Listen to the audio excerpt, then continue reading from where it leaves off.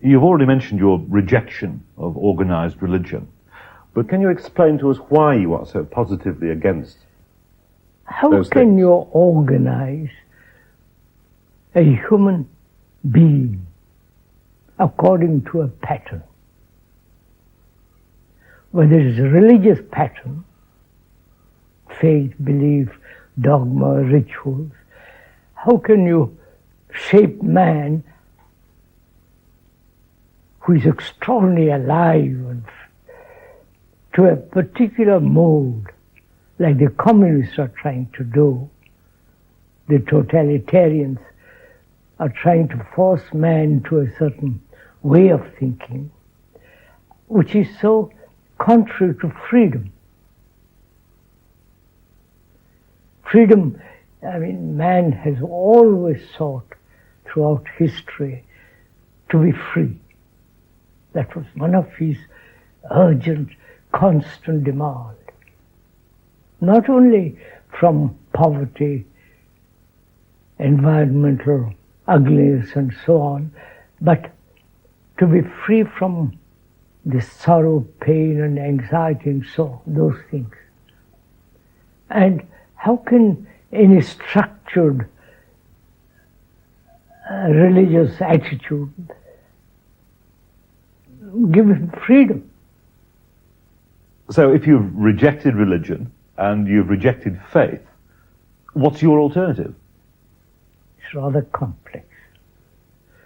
To put it simply, human beings have been always self-centered, always selfish, to put it very brutally simply.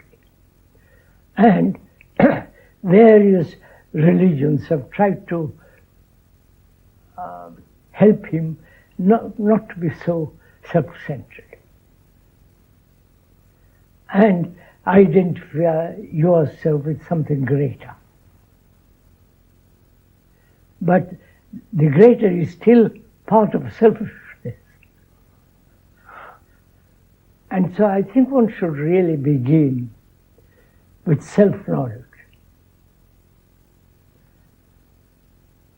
The ancient Hindus, long before the Greeks, have said, know thyself first. Because if you don't understand yourself, basically, fundamentally, whatever you do will still be the activity of illusions. So, know thyself. Not according to some philosopher or some psychologist, but know yourself in your relationship with the world. Not only the external world of nature, I'm saying this, not the ancient. Not only your relationship with nature, but also your intimate relationship with whom you live. Relationship is like a mirror in which you see yourself directly as you are. No pretensions. Watch your reactions. Understand your reactions and go beyond them. And it's much more complex. Human structure, human brain, human behavior, and so on. So begin with yourself. Is your system rooted in any religion? Is your method? A method and a system is again a pattern. You don't have a method, you don't have a system. Of course not. Because, after all, that's what human beings have sought and lived with, patterns. Obedience to the pattern, obedience to a certain ideal. All that has led to such enormous conflict. Look what's happening now. The ideals of the communists and the ideals of the democratic world, they're in conflict. So really one has to ask much more a serious question. What place has ideals in life at all? They may have no place at all. What is important is to begin with what is actual. We are having a conversation now, a dialogue, in which both of us are sharing. We talk freely, I hope, inquire, investigate.